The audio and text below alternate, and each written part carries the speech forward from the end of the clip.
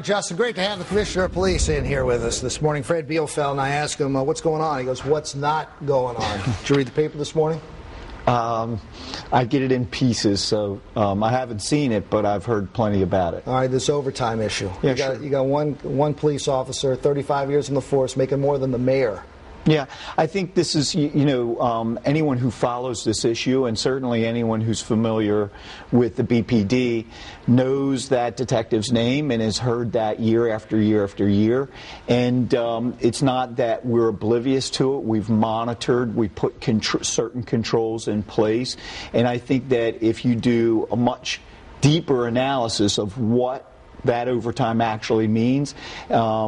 There's distinction between daily overtime that he works in pursuit of homicide cases and work that he does at, say, for instance, Oriole Park or over at M&T Stadium for football games, or other secondary work that he does during the course of the year. I think the big picture for us is the fact that over the last 3 years, we've saved almost $20 million in overtime.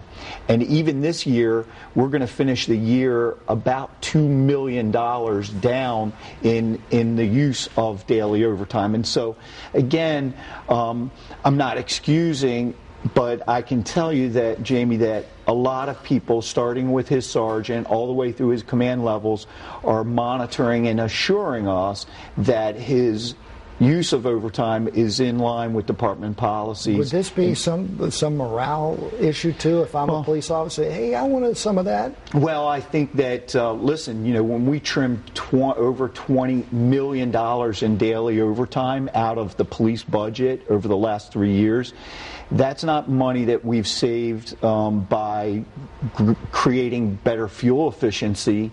That's money that cops had been getting in their paychecks that they're not getting any longer.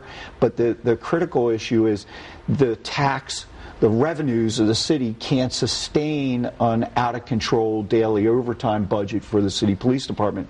We had a very strong mandate coming in 3 years ago to bring that under control, and we have. And we've reduced the spending in the police department to incredible levels, while at the same time reducing crime around the city. And so there's certainly issues around Al Marcus's overtime. There certainly is, and they get regular scrutiny.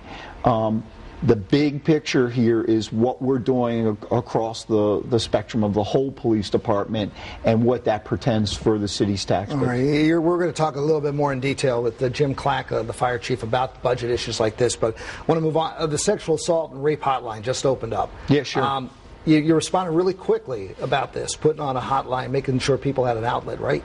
Well, I think that there's great, certainly on the part of the mayor and others, people have stepped up to help us resolve this problem.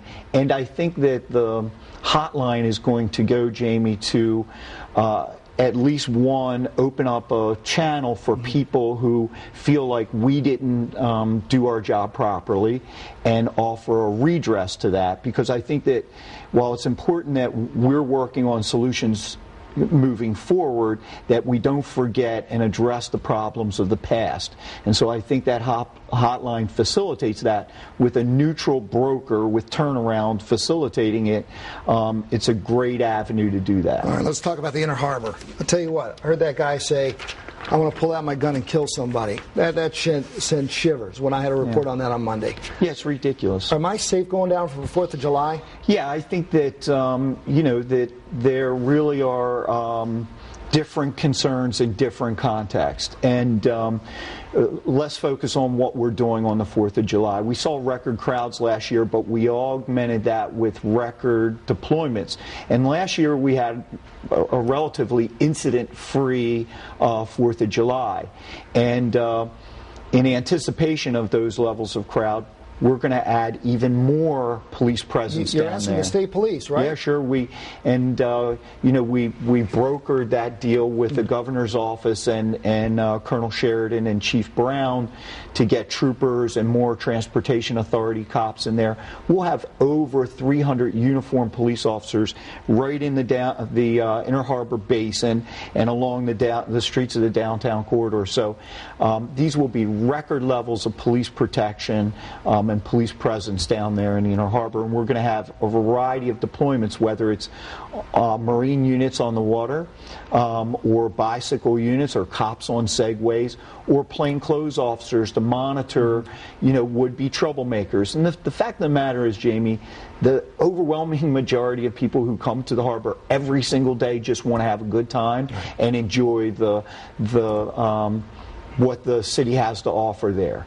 And it's a few miscreants who want to cause trouble, and we need to act quickly and swiftly and put those guys where they belong. And in this case, while we would have loved to have prevented that, we don't have X-ray vision, and this is someone who's just was out of control, and fortunately my men were able to make a quick arrest in that case. All right, the commissioner is going to be staying with us here. We're going to talk about budget stuff. Yeah, That's sure. what you want to talk about, huh? Great.